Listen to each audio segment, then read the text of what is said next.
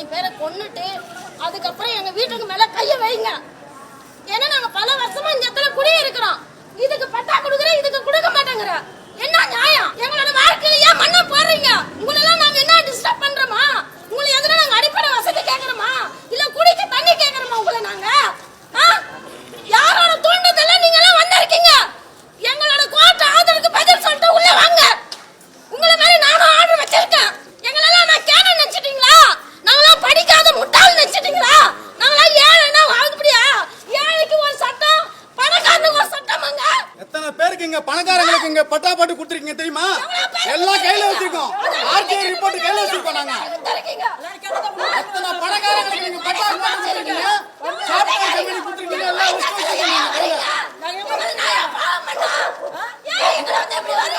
எல்லாருக்கும் குடும்பம் இருக்கு. இந்த பாவத்தெல்லாம் நீங்க பண்ணாதீங்க. இந்த பாவமா உங்க குடும்பத்தை சேரும்.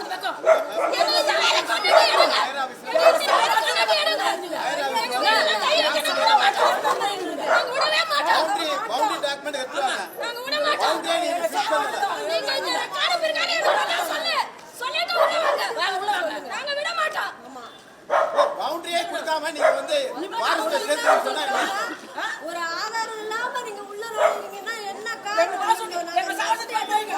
எங்க சாவடி நீங்க போக மாட்டோம்.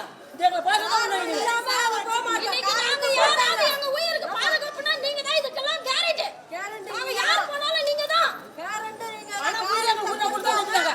நம்ம புரிய பண்ணாம சரி உங்களுக்கு. என்ன காரணம்? இப்படி நாங்க பாக்க அடிச்சு கொல்.